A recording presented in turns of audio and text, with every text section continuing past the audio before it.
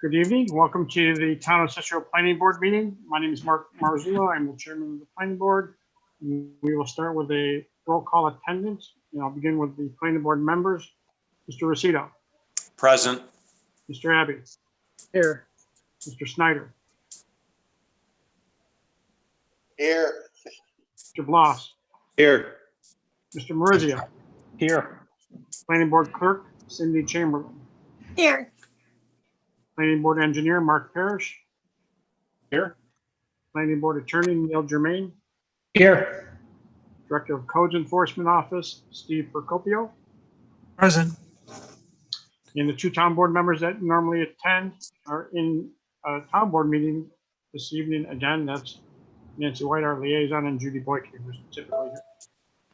With that, we'll start with the Pledge of Allegiance. Mr. Rosito, would you please lead us off?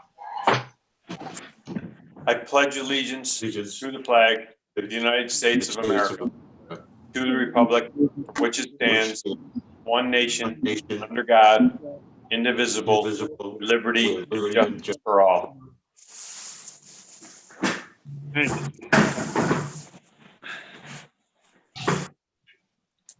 As always, the planning board will accept public comment on any application that's currently before the planning board. Due to the fact that this meeting is being conducted virtually, any comment should be submitted in writing, and you can submit it via email, fax, or postal service. And those comments can be sent to the zoning and planning office, and the contact information you'll find on the town's website. Now we'll go on to the first agenda item. This is for the property at 5676 State Route 31. It's a proposed electronic sign message board. The applicant, Greg and Kathy Sutton. Mark, are we going to do the minutes? Yes? Approval of the minutes? Yes, stop being picky. Yes. I'm sorry, we got to do the motion of the approval of the minutes. Everybody's had a chance to review. Any questions or comments? We have a motion for approval. Snyder, move it, approve, as printed. A second. Second. Take a roll call. Mr. Rosito, Yes. Mr. Abbey, Yes. Mr. Snyder, Yes. Mr. Bloss, Yes. and I vote yes. Motion carries. Thank you, Cindy. Thank you. I was up late last night watching elections. All right, now for the Sutton application for the sign. Are the applicants here? Kathy, hi, how are you? Welcome back. Good, how are you? Good, thank you. I know you submitted a new plan, relocated the sign. You want to kind of go through what you did, the new plan represents? Sure, I just moved the sign back off of the 20-foot line there. Just want to make sure that we're within compliance. Other than that, I just submitted some of the landscaping ideas that we were going to do, just some small plants on the bottom. Yep. And that's about it. Thank you. We'll go through the board, see if there's any questions. Mr. Rosito, No, I'm all set. Thank you. Mr. Abbey, I'm all set, but that's one of the nicest looking signs in Cicero, I'm sure. I did have a quick question, Kathy. Yeah. The top section of the design shop signs with your logo, that's, it looks like that's not lit, or is it lit Yes, it will be lit. from the inside? That's Just the lettering will be lit. The rest of it will be a solid aluminum box. okay. And in the bottom section there, that's the part that will be changing. Yes. Okay. No, it's a nice looking sign. Thank you. Thank you. thank you, Chuck. Mr. Snyder, I think the sign's great. The only thing, because I'm a nitpicker, your proposed metal frame building is not a proposed building. I would just scratch that off the drawing because it's obviously there, not proposed. Yes. Other Sorry than about great. that. I'll take care of it. you done? Mr. Bloss, Good to go. Mr. Maurizio, I'm good to go. Thank you. Mr. Parrish, have you got anything? Nope, no comments here. Steve, All set, thank you. Neil, anything? No, all set. I'm all set as well. We need a seeker for the sign now. Yeah, Joe, would you propose a standard seeker, please? Yes, I propose our standard seeker, and that's in a form of motion. Do we have a second? Second. Seconded by Mr. Abbey. Mr. Rossito. Yes. Mr. Abbey. Yes. Snyder. Yes. Mr. Bloss. Yes. And I vote yes. Seeker passes. Neil, would you propose a motion for approval, please?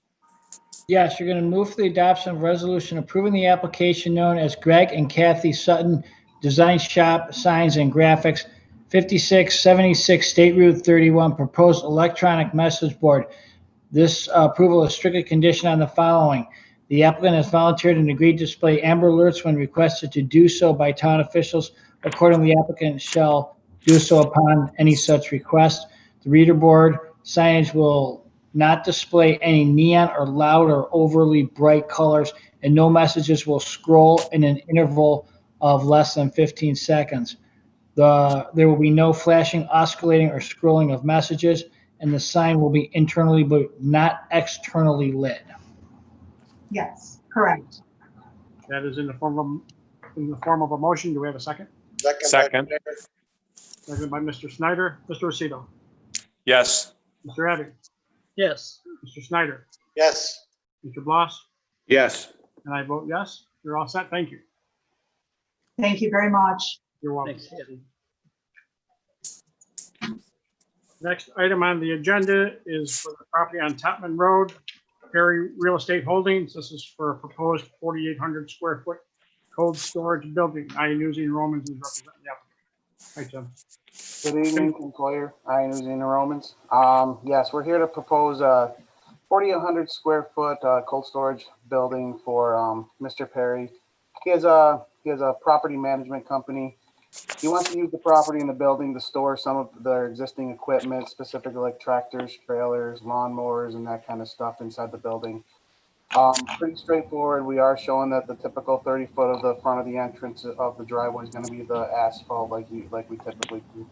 There's going to be gravel area around it so that they can enter the site and enter the building easily enough. There are really going to be no employees on site at any time. It's again just for storing the equipment, especially for seasonal applicant situations. Property is located on Topman Road. Overall, it is 3.5 acres, and they're just going to be developing basically the northeast corner of it. The remaining, basically, they're not going to be touching any of the treed area in the back and keeping it to the north side of the site. Thank you, Tim. Mr. Rossito, any questions? Nope. Sounds pretty straightforward. Mr. Abbey? This is, looks like it's right down the road from me here. And Yep, Topman, just past Earl George's property. correct. Yep. Okay, so that frontage there, then. I'm just looking at this now. I'm okay for now. We'll look forward to studying a little closer. Okay. Thank you, Joe. Thank you. Mr. Snyder? The only question I'd remind people of is that if this is a property management company, they wouldn't be using the rest of the property as a dump site for grass or, waste. No, it's just for the equipment. Okay, We place that on as a condition on the approval when we get there now. Mr. Bloss? No further questions. Mr. Maurizio? No further questions. Tim, I got a couple of questions. Are you going to be providing a landscape plan? Yeah, I think we're going to put some landscape buffer on the north side of the site. We are kind of close to that house that's up there. But if other than that, I don't know if we were going to put any additional landscaping because there's a ton of buffer behind the site. The only other possible situation is on the south side where there is a house, but we're out like over 150 feet from that house. And there are existing trees in that area, but I guess I can leave that up to the board's discretion. Let me just look at, what about the frontage at the driveway?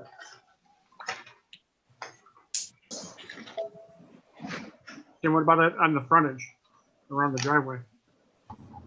Landscaping along the front of the along the front of the road. Yeah, We can entertain that. That's you can look at that. I would appreciate it. And then, just so I have the layout proper, it looks to me like on the north side of the building, there's an overhead door and a man door. Yep. There's no gravel, there's no gravel on that side? There's not an overhead door on the north side of the building. There's overhead doors on the south side of the building, and on there's two overhead doors on the east side of the building facing Topman Road. There's no overhead doors on the north side facing the neighbors.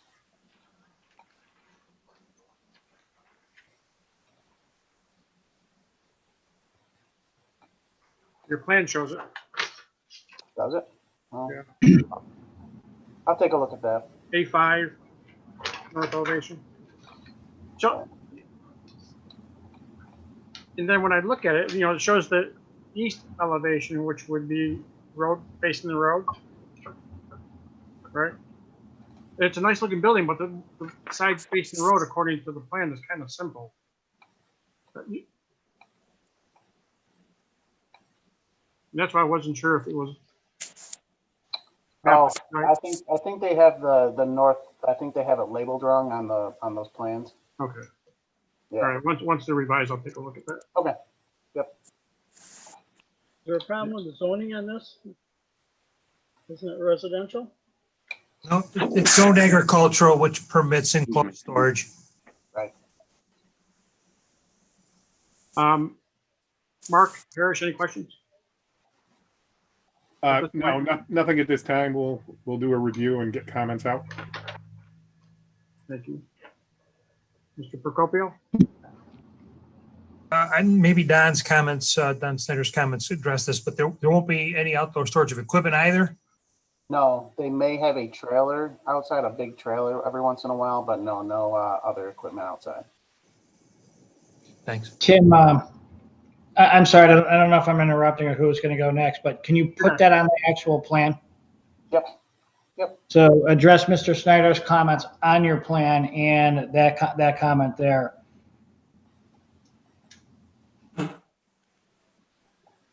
Is there any signage requested? No. Neil, anything else? No. All right. That'll conclude this topic for now. Thank you, Jen. Thank you.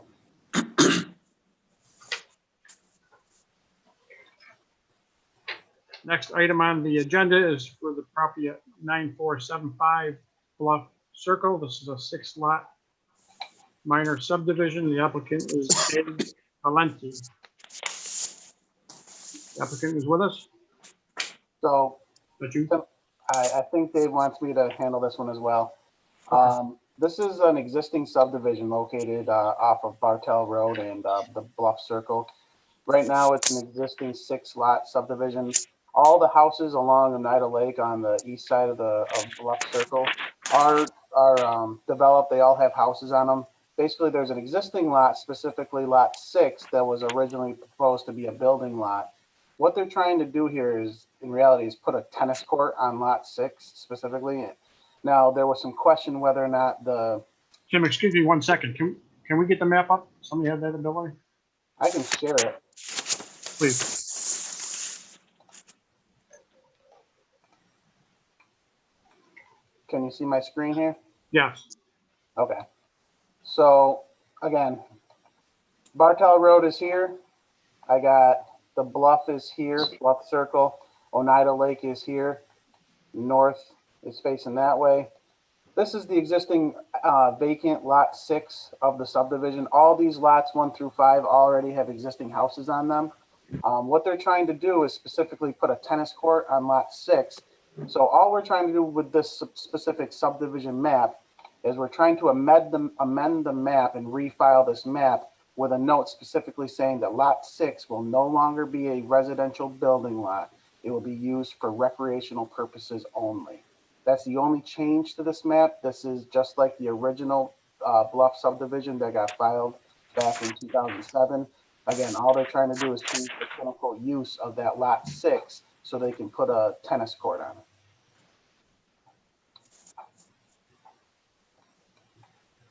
Neil, does that need planning board review?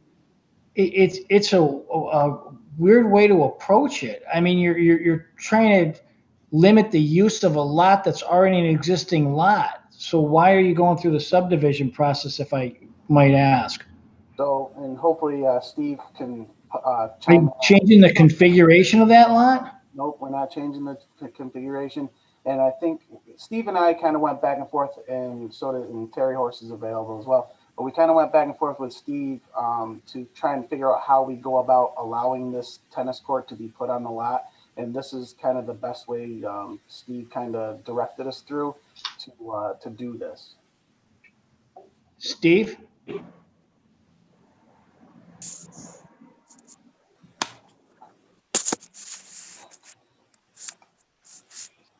I'm curious as to what Steve said. Here we go. Yeah, I'm trying to unmute myself. So this is, Neil, I had a discussion with Robert about this as well. So, Okay. so amending the subdivision would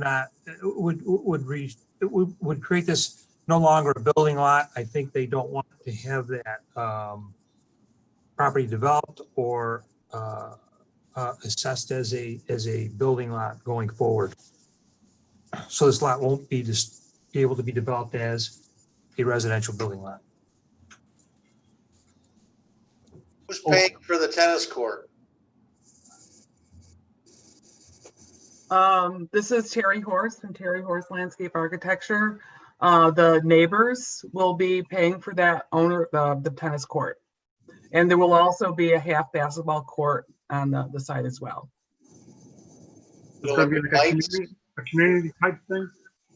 No, it's going to be restricted. There'll be deed restrictions or some legal language for it will only be used by the neighbors on the other side of the road.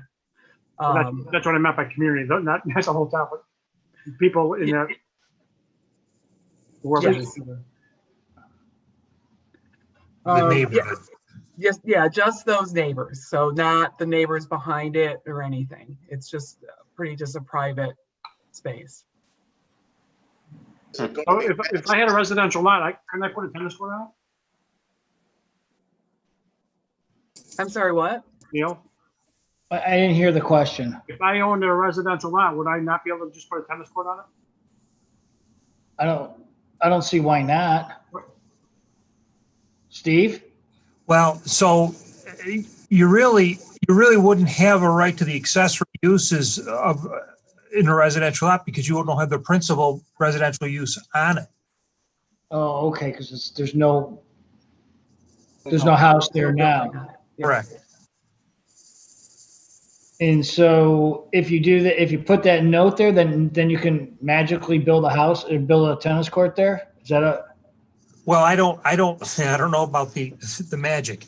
I know that the way that the question was posed to me, did not want this to be a residential building lot anymore, and to build a recreational facility, okay, even a neighborhood one, that's not a use that typically permitted on a residential building lot in a residential zone. So they would amend the subdivision to show that it's not a residential building lot, and then you could put the tennis court there. Yeah, correct. Exactly.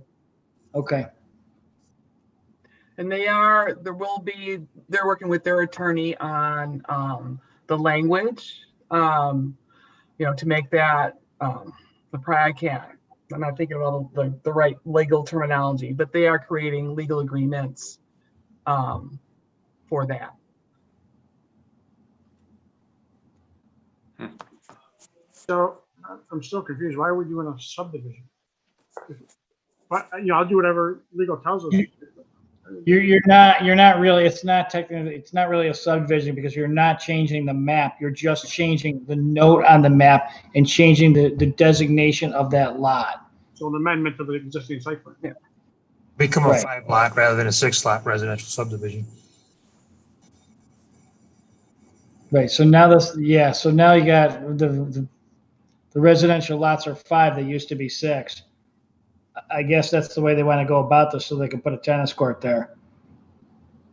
I'm fine with the tennis court, however we need to do it legally, from my perspective. I'm good with it. It would seem to work. It's a very strange approach, but it would seem to work. So the association or the group of neighbors are going to own this piece of property and pay the tax on the property? Yeah. Well, yeah. Will there be lights? Will there be a fence around it? There will be a fence, but no lighting. The fence is just, it'll be around the tennis court. And then one side, the back side of the basketball court.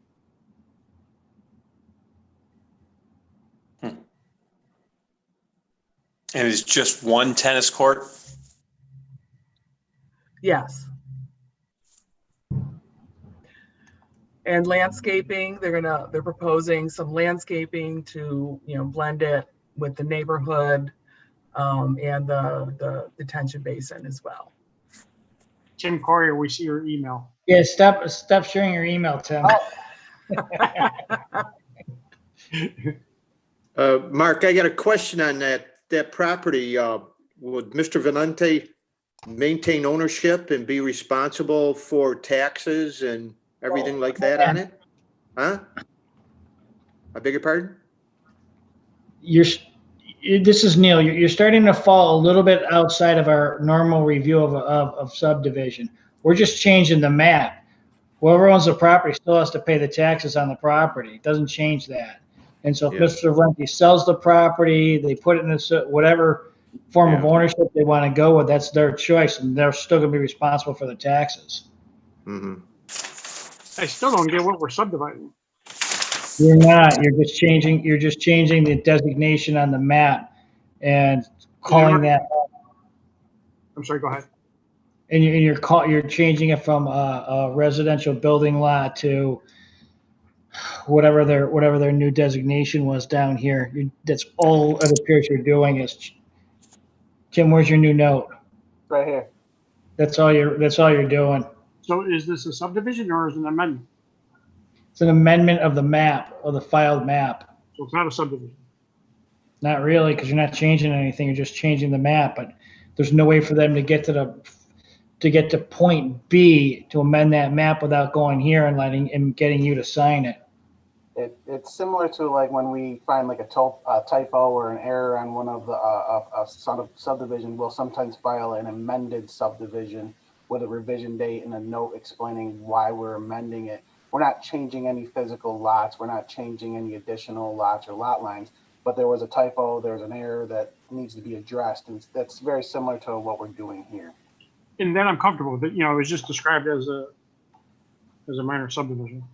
It really is an amendment. It really isn't. Okay. And so is a public hearing necessary for an amendment? No.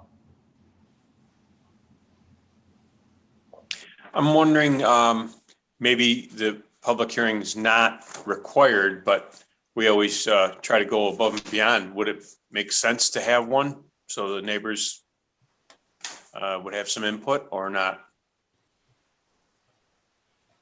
That's your call. John Snyder, the one thing that was confusing to me is this really is not 6 lots. It's really the changing of a title on 1 lot. So I think the way we've written it up in our agenda is confusing also. Yeah, I agree. That's right. Well, It's not a subdivision, it's an amendment. Right. And you go from 6 lots residential to 5 and 1. Technically.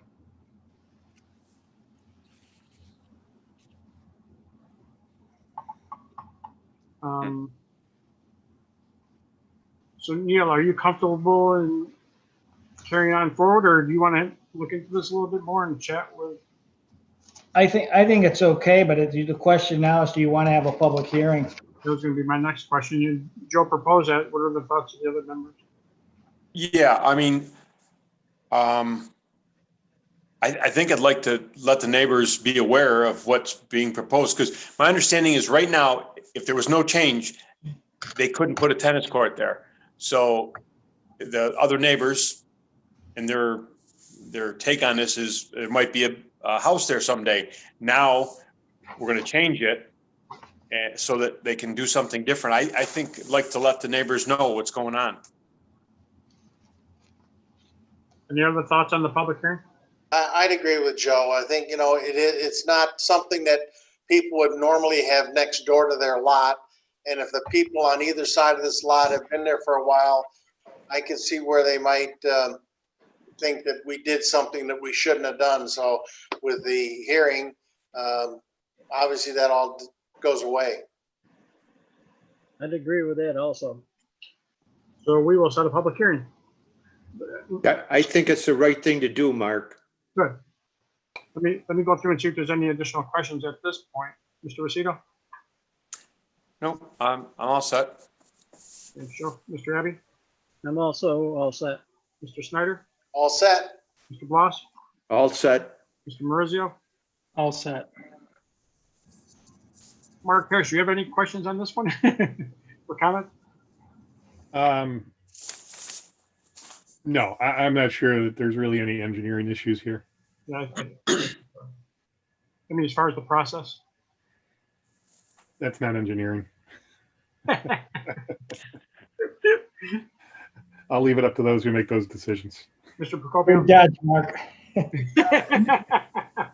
No, I will make sure that the title of it reflects amended subdivision. It's described on the right there on your agenda, but we'll make sure that that's clear as this gets advertised for the public hearing. Thank you. Neil, anything additional? No, I can do the motion for you if you would like. Please. Okay, you're going to move for the adoption of resolution calling for a public hearing in the matter known as minor subdivision preliminary and final plan, Dave Valenti, 9475 Bluff Circle, 6 lots, the Bluffs at Oneida Shores amended. This public hearing shall commence at 6:30 p.m. or as soon thereafter as the matter may be heard at a regularly scheduled meeting of the planning board on Wednesday, November 18th, 2020. That is in the form of a motion. Do we have a second? Second. Second by Mr. Rosito. Mr. Rosito? Yes. Mr. Abbey? Yes. Mr. Snyder? Yes. Mr. Bloss? Yes. And I vote yes, motion carries. All right, so you have in the next agenda. Thank you. That concludes this item, and then Thank we'll you. move on to property at 5298 Guy Young Road. And this is for LaFace Consulting. This is an 18 lot. Just to make a clarification, it was put down as a minor subdivision preliminary and final plan. It should actually be entitled a major subdivision preliminary plan. So there's a little change there, so just to make reference to that. And this is an 18 lot subdivision called Mystic Woods. Applicant is with us. Yes, thank you, Mr. Chairman. Brian Bouchard with CHA Consulting, project engineer, representing the applicant for this subdivision. Minor point of clarification, it's Majestic Woods, not Mystic Woods, but Majestic Woods. And if I could, I'd like to share my screen and kind of walk through the plan quickly. Please.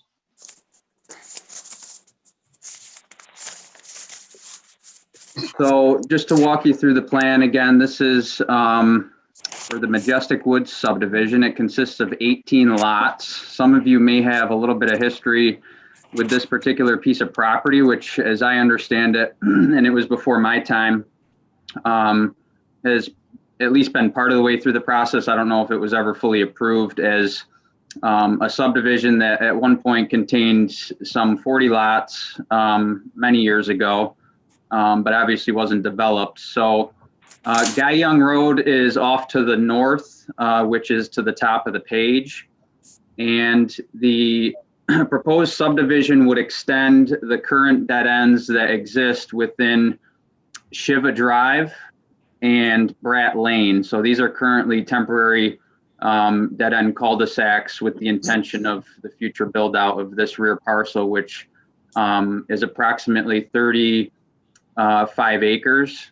I will note to you right now that this particular lot that does have frontage on Guy Young Road is a standalone lot currently, but is proposed as the 18th lot to absorb some of the remaining lands from this rear subdivision. So as we come back in here off of the existing Brat Lane, we would extend this basically in a horseshoe fashion. And what you'll notice generally with this plan is that, and compared to some of the old subdivision plans or preliminary plans that had many more lots on it, is that our more recent wetland delineation study has identified more wetlands than what had been shown in the previous subdivision. So that's why we are limited to the 18 lots. But the intent here, at the same time we're going through the wetland delineation study, which will be submitted for jurisdictional determination here shortly, is that obviously we have two spots where we would need to cross the wetlands, and those disturbances would need to be permitted in order to gain access to the upland area that's kind of in the southeast corner of the site. What this has kind of led us to in terms of the overall layout of this proposed subdivision is really trying to capture some larger lot sizes than would otherwise be allowed within the district. So this particular property is in the R12 residential district. So the minimum requirements are 12,000 square feet with 80 feet at the building line and 130-foot lot depth. And you'll notice as we come through here, you know, even in comparison to some of the existing lots that front on Guy Young Road, the lots are much bigger. And that is simply because a lot of the lots have absorbed some of that wetland area. But what we've done to describe each one of the lots is show you not only the total lot size, but identify what the upland area is for the developable portion on where a house would be built. Some of the smaller lots here, you can see get closer to that, but we're still at about half an acre for some of the smaller lots with 100 feet of frontage. You know, the more typical lots are really only these three that are up along the rear property line that get fairly close to the 12,000 square foot minimum, but work well as 100-foot wide lots as well. So, you know, we have lot 1, 2, 3, 4 coming along the back. We have these center lots that are approximately a half acre each. We've created the lot lines so that they split some of the areas that are encumbered by the wetlands to provide that upland area for the buildings. And as we come around the corner here, again, there's lots along the east side of the property, and this existing or delineated wetland area would not be, it's the 18th lot, but it would not be a buildable lot with frontage off of the new subdivision. The remaining land of that 18th lot would be combined with the existing house along Guy Young Road. So we're basically here in a sketch plan fashion to discuss the preliminary layout of this and to try and address any concerns that you may have, so that we can either make revisions or begin the process to develop the more detailed roadway layout and start diving a little further into the road profiles and drainage system that would be needed for the preliminary plan set. And of course, any administrative matters that you might have as far as scheduling the public hearing and proceeding through the process of the subdivision. So with that, I can definitely answer any other questions that you might have. Thank you, Brian. Mr. Rosito, any questions? Not right at the moment.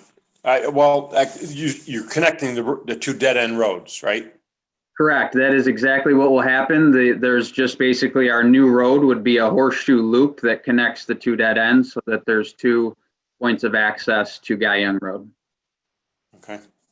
Nothing right at the moment. Thank you, Joe. Mr. Abbey? I assume there's sewers available for this development?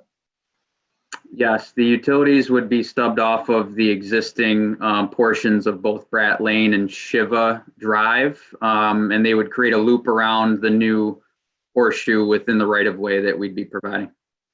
Okay, thank you. Is there any signage for this area of development? I'm not sure if there's any existing signage. I could look into that for what was obviously started as Shiva Estates and has since, been transferred by purchase contract to my client for what he would like to call Majestic Woods. And I guess just to explain that a little bit is there's the intent here again to develop only 18 lots. And these lots would be significantly larger than some of the other R12 lots that we see. And there's actually this, point where you're going to actually drive in off of Guyang Road and pass those existing houses. But because of the wetland that we'll have to traverse, we only have a limited amount of space that we can create that roadway within and still stay within potentially a half acre of disturbance that could be permitted. But what this is going to do is you could see this hatched area with, you could think about it two ways. It's either a little wetland plant or a turkey foot.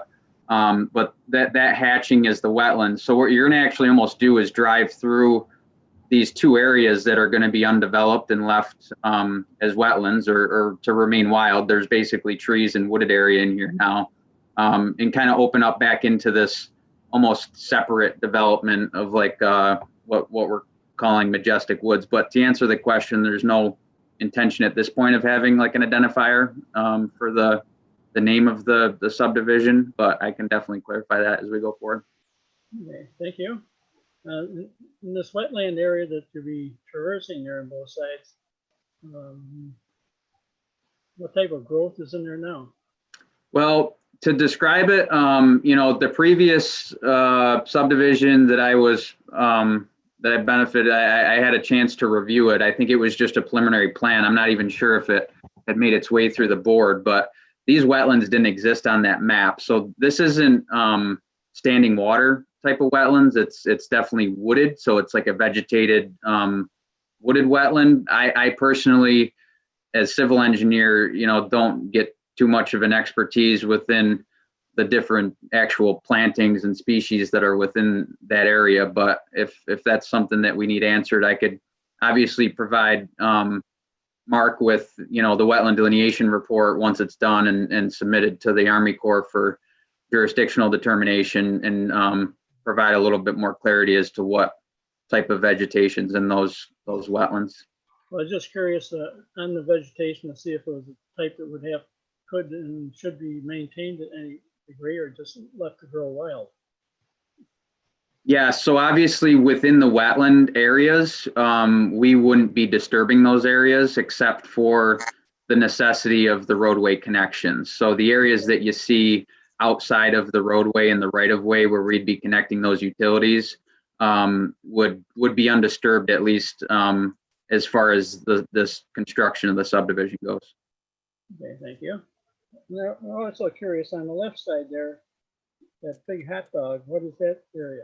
Yeah, the hot dog is going to be our proposed stormwater management area based on the topography of the site. If I zoom out here, the higher side of the site is down in the southeast corner, and the topography grades away to Guyang Road where there's an existing culvert that crosses under the road and presumably is hydraulically connected to the river. So this being the lower part of the site, this hot dog would be the approximate area that we believe we need to manage the stormwater from the overall development. And this configuration may change. It may get smaller as we work out the stormwater management needs for the property. Sure. Okay, thanks very much, Brian. Thank you, John. Mr. Snyder? I'm just wondering, so if this will all get approved and we're done, there will be property within this development that is not owned by anybody? No, that is, so basically we've created the dissection of this property into 18 lots so that every lot owns the entirety of the property. There would be no commonly owned properties or residual properties. So again, lot one, the upland area is is kind of misleading because some of that would be a stormwater management easement, but the developable area is big enough to place a house, but that lot would actually own the entirety of the area that's shown here. And same with some of this area that's down to the south, which is basically unusable because of the wetland that crosses there as well, along with the existing utility easement. But the parcel has been fully divided so that each lot would own the entirety of the parent parcel once it's subdivided. I guess I'd be concerned if I was a taxpayer. Does that mean that if I bought lot one, I would be paying taxes on 480,000 square feet of land, but only able to use,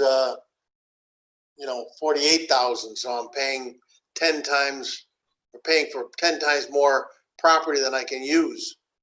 Yeah, so the usage of the property is probably loosely worded. I mean, in other areas of the town, either Cicero or Clay or the surrounding areas, you do find that there is a buildable area for a lot, but that you own a certain acreage of woods or other area that's not developable behind you.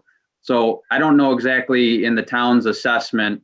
I know specifically in the town of Clay, if there is wetland areas or wooded areas, that portions of that lot can be assessed differently than the actual house lot, so that perhaps you pay 50% on muckland or some farm agriculture, whereas you only pay the assessment for the residential piece based on a certain acreage. I can confirm that, but the answer is yes. The intent is to sell lot one as an 11-acre lot with a single family home on it.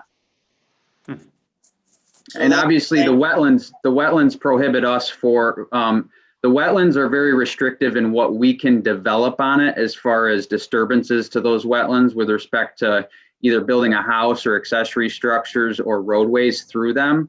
But this would not preclude somebody from being able to put a single family home here and then still being able to walk through that wooded area. So lot 11 and 17 have got the space that's to the north, that's wetland, that'll be part of their property? That is correct, yep. Okay, thank you. Mr. Bloss? Just a quick question on the two entrance and exit. Presently, is there an iron gate on one of those roads? I assume no, but I can confirm that. I don't think so. Yeah, well, at the because when entranceway? I drove by there today, I just wanted to take a check on where this property was and everything. And I was pretty sure that this was when I went by there, but there was a new road developed south of off of Guy Young Road, and they had like an iron pipe, typical swing gate. I wouldn't think so. These housing lots are, sorry, go ahead. I just wanted to make sure that I'm on the same page with you. I think you may have, but we can look into that. I don't think this is a restricted area because these are existing houses that are along Guy Young Road. And I'm not sure that there would be a way to actually close off an existing public road with an actual gated access. Well, this gate would have been put in there for like construction purposes. And not a permanent deal, just I have a feeling, Don, we were in the wrong place. Were we? Yeah. Okay, that answers that question. Yeah, it could have been. It sounds like it, because I'm not sure. I'm almost positive there's obviously no construction going on out at this particular area now, so. Okay, thank you. Thank you, Don. Mr. Marizio? I'm all set right now. Brian, can you do me a favor and zoom in on lot 10?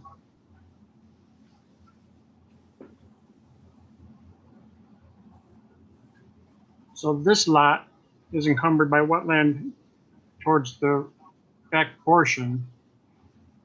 And then the house would go up front. What kind of restrictions would the homeowner have once their house is situated on this lot with the back parcel. So my understanding, especially with this lot, there's a utility easement that runs through here that's 25 feet wide that you can see. So they would be restricted to obviously, developing a house, which this dash line is the front building line. The house would be placed at the front building line. There is assumed to be enough room for something like a pool and a shed still within the area that's not wetlands. But again, they'd be able to walk and use this space. But the reason why we made this lot significantly wider is that it would be presumed that some of this area is unusable, but that they would have more of a side yard than a rear yard. Okay, can you do me a favor and just kind of plot out a typical house in that lot? For us to see? Not now. Oh, yeah. I was going to start drawing on it now. You guys could all watch me, but yeah. And if that helps, I can show, a 2,000 square foot single family home on this lot in particular, or maybe each lot, just as a reference point so that you can see what the backyard width would look like. Thank you. In Mark Parish, I remember you and I walked through a development years ago, and it had a lot of lots that were encumbered with wetland. And it seems like we did something to make it whereby the seller of the property had to put something in the deed and notify the homeowner of that situation. Do you recall that at all? Seems like it was out here in Brewerton too. Yeah, I do vaguely. I think what we're going to want to get with this is, I think they need to advance their wetland permit relatively far along for us to be able to consider approval for this subdivision. So I'd be very interested in understanding what the Corps is going to require, for protection of these wetlands. Whether it be because I've seen situations where they require delineation of the wetlands, so there's not encroachment into them over time on these residential type development plans. So I think we're going to want them to be pretty well along with their permitting with the Corps for this project, so we can understand what the Corps is going to be requiring, and I think it's would address part of what you're saying there, Mark. Okay. The other thing I'd suggest, and you were just talking about the lots, is there's a minimum width and depth for your typical R12 lot. I think on lot 12, we're going to want to, or excuse me, 10, we're going to want to make sure you've got that minimum depth. Really, I think is the critical thing here. It looks like you probably do if it's 130 feet, which I think the R12 is. But to the point is, is this lot is usable, with the wetlands on it as you would want for a typical lot. The town code excludes wetlands from your definition of lot area. I mean, they're showing that they're meeting those minimums, but I think we want to look at the layout and dimensions of those also. A good point. I think we did that at the same time. Yep. Brian, any questions on those comments? No, I completely agree with Mark. And even just looking at it, we have room to give back. These center lots, just the way that we connected them, are upwards of 250 feet in depth. So there's probably a way to maybe even give back a little bit to these lots that are along the east property line if we had to move the road over a little bit. These center lots are not encumbered and are definitely, at half an acre, much bigger, which was definitely the intent, but sharing that with some of these other lots, given, lot 10 being encumbered by the wetlands and then some of these other lots having the utility line by them, maybe we could improve this plan and give them a little bit more space. But I do fully understand Mark's comments about advancing the permit with the Army Corps. We're doing this as fast as we could. We basically submitted this preliminary plan to start the discussion with you at the same time that we've submitted, I think by Friday, we're going to have a final wetland delineation report to be submitted. And to Mark's point, and in complete agreement with him, this subdivision really doesn't have a leg to stand on if we can't really get permission or an appropriate mitigation measure to even cross these entrance points, because that's the only way we can get back into this property. So I fully understand the comments. I think some minor tweaks to make the lots a little bit more enjoyable for not 8, 9, and 10, and then trying to run the review from the Army Corps at the same time that we're looking at this plan. I guess my only question would be from here, I've gotten some good feedback, but do we advance to scheduling a public hearing? I don't think it's worth, as Mark said, our office putting together plan and profiles of the roadway until we make sure that the wetlands, at least in concept, can be permittable for the crossings that we need to make, and get some sort of correspondence and requirements out of the Army Corps. But what do you feel like the process going forward would be? I would not recommend scheduling a public hearing until we get much more advanced plans. I agree. Okay. So from there, it probably sounds like we will wait for, and just to be open and honest, I mean, the Army Corps, I think they have between whatever it is, 30 and 60 days to respond, even once we get the delineation submitted. So there probably is going to be a pause, it sounds like, in terms of my coming back to this board until we have some sort of correspondence back from them. And probably at that point, I can get with Mark as an aside and just look at what those comments and requirements may be, and then talk with him about sort of the next steps of what he would want to see in order to schedule a public hearing, preliminary road profiles, drainage reports, things like that. Yeah, that makes sense to me.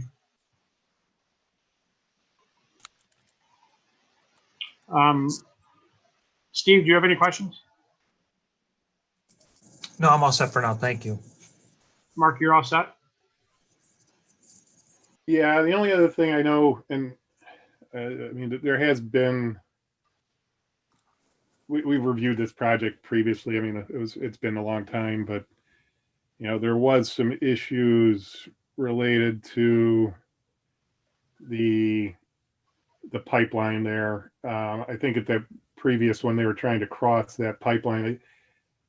At that time, I think it was Buckeye Pipeline. So I think that's either, I'm not sure if that's either a high pressure gas line or petroleum. I could not remember. You're correct. And I don't know if Buckeye is still the owner, but you're describing it correctly. It's not, I don't think it's necessarily an actual high pressure pipeline, but it's a transit line, I think, that can push all types of petroleum products, and they put a slug in it and they can change different products, I think. But you're right. It's not a national grid, natural gas pipe. It's a petroleum pipeline. Yeah, that's what I thought. So, I mean, there's, well, folks buying those lots are going to need to realize that, and they're not going to want to be digging around it. And actually, just again, so you do know, again, I think the town's code indicates that the area of easements that are on the property that are not used to serve the lot, which these would not be, needs to also be excluded from the lot area calculation. Understood. I think we captured that, but I can definitely clarify it if not. Yeah, it looks like you might have, because I'm looking at lot 9 and I see you've got, well, say it's 19,000 square feet and then 12,000 upland, but that something doesn't look quite right with that calculation. But yeah, upland may be generically describing the usable area by definition of the code that you just described, so it may be misleading. But I can I can check that. Okay. All right. Yeah, that's I think all I had for now. Again, I think we need to advance these plans, and once we get more definition on wetlands and the impacts of those, we can go forward with a more substantive review. Thanks, Mark. Neil, anything? No, I'm all set for now. It's, we used to do a lot of these, Mark. We haven't seen a residential subdivision like this in a while. So it's gonna be nice to see again. Yeah, this is one of the first ones we've had in a long time with new public roads and utilities, that's for sure. Yeah. Okay, that'll conclude this agenda item. Brian, thank you very much for your time. Yeah, thank you. Appreciate your time. Have a good night. Last agenda item is Larry. I need your help with your last name. Is Larry here? I don't see him on the Eden Corner Cafe. participant list here. I don't either. Steve, any thoughts? Yeah, I expected him to be here. I don't know if he was here earlier and got I don't bumped. think I've seen him on at all. I don't think so either. No, we'll have to hold it over to the next meeting. All right. We can do that. And we'll go to board discussion. Anybody like that have anything they want to discuss? I just want to, a couple of minutes, maybe have a discussion on the email that we got from Judy Boyke. The way I read this, it sounds like she's concerned about a few issues with the sign codes, and that's not directly what we do. And also, it sounds like she's saying that Steve, has got a problem with that, which is also, I would understand. But again, I don't think it's the planning board's purview to fix that. Steve either goes and begs for more help, or he gets the town board to change the codes and make them a little stiffer so it's easier for him to maintain. Maybe I'm the only one that agrees with that. Just so everybody's aware, Judy Boyke sent an email this afternoon, I believe. Has everybody had a chance to see it? Yes. Anybody not see it? Okay, so she has some questions about enforcement and maybe even approval process. And I agree with Don that neither of those fall within our jurisdiction. It's all really. Mark, can you hear me?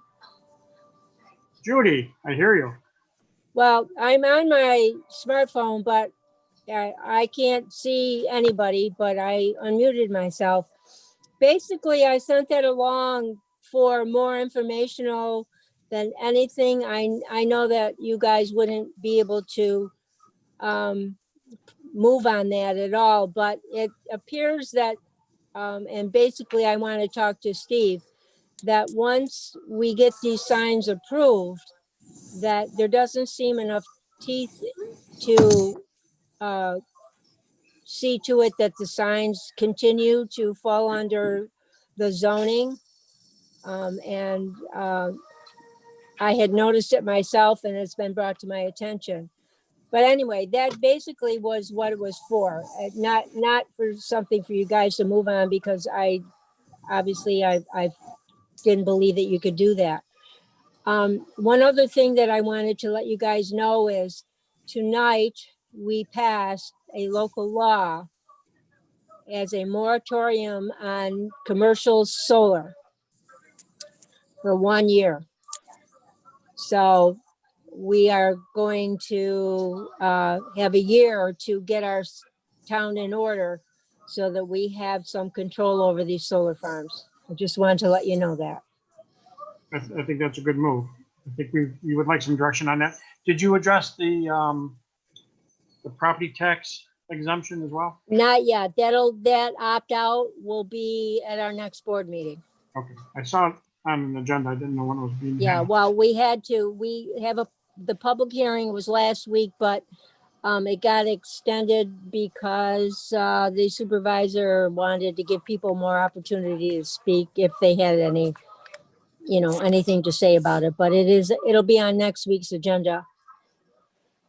Okay, great. Judy, I'm glad you were here to.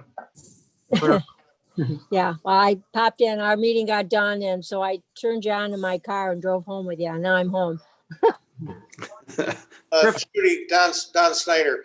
The one thing that I know I've noticed relative to the signs, the only glaring error is the 15-second rule is not being maintained by, I don't know if it's being maintained by anybody. So I guess Exactly. that would be the thing that we all, both planning and the town board, ought to agree to, either agree to, yes, we'll take it less than 15 seconds, or we'll do something to mandate and to find someone that does it less than 15 seconds. And then we've got to make example of, and every one of these sign things that we've approved, at least since I've been on the board, we've always said no scrolling, no flashy colors. 15-second is the amount of time that the sign has to show. So every one of these people that have got one of these signs has been told in writing what we require. So maybe we do need to look, and Steve, see what you need to have in order to make it easier for you. Yeah, Well- so Judy and Mark may remember too, that this is an item that's on the list with the In code our special meetings. group that we haven't been able to meet now in a long time because of COVID. With the conditions are difficult to enforce because it becomes rather subjective at times to try to assess, well, are they violating the conditions of the approval? When you talk about the 15 seconds and the oscillating, not only electronic message boards are we approving, but we're approving video message boards.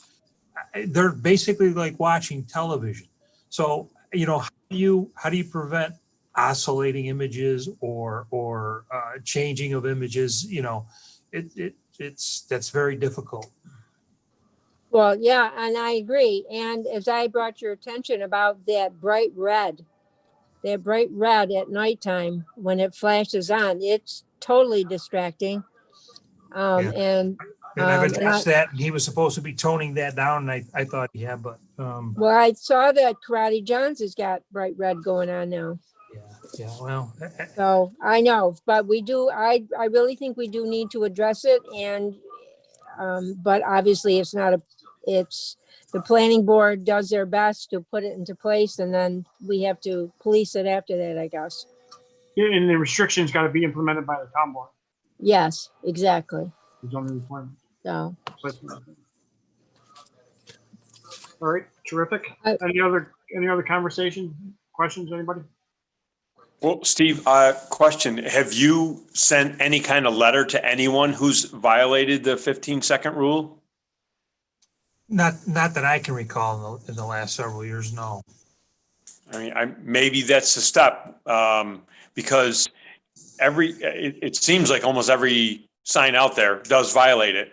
And if no one is being cited or fined or whatever, it's going to continue. And let's have this conversation for a second. So when you say you want a static image for 15 seconds before they change it to another image, how do you check a video message board? Like something similar to, driver's license, for instance. Yeah. Yeah, I mean, that's the stipulation that we always say they have to maintain that, when they come before us, and everyone says they will, but they don't. So do we do something about it, or we just let it continue on? Well, no, I just don't know. Well, again, I guess that's part of the discussion, and I think it's contradictory to a video message board. I mean, it's showing motion, it's showing images. It's simple. It's just similar to like watching television. I don't know that when they're getting approved, if that's taken into full consideration, how you prevent that from changing at 15-second intervals. Steve, how do you stop them? The thing I wonder, Steve, is that no one, when we've approved the sign, no one has said, listen, what I want to do with this sign won't, what you just said, 15 seconds, will not allow me to do what I want to do with the sign. They just go ahead and say yes to us, and then they do what they want. So we don't want this thing to look like Las Vegas either. Right, no, I agree. And that's why I think the town of Clay has said no from day one. But, I think you know, we don't want to see all these flashing signs and, you know, people start looking at them and next thing you know, we're going to have a car accident because they were trying to read some statement. The school, high school, perfect example. They'll list the number of kids that were on the honor roll and it scrolls. Well, they don't have to look, they don't have to come to the town and meet town codes because they're their own entity. Right, Michael? You're your own, you're a whole self. So, I mean, that just drives me crazy when I drive by there and I see that sign scrolling, but I know there's nothing we can do about that. Well, there is, but the town board would have to implement some guidelines. Well, I think the key word right now is message board as well. And a sign itself that can be controlled with 15-second images is one thing, but when you turn it into a signboard, it's almost like a menu. And scrolling images with, as you talked about Las Vegas, it's the bright orange and bright reds. Definitely Route 31 is going to be turning into Las Vegas Strip. Well, get on it, town board. Thank you. Anybody else have anything? Do we have a motion to adjourn? So moved. Motion to adjourn. Motion by Mr. Abbey, Chuck, seconded by Mr. Snyder. Meeting is adjourned. Good night, everybody.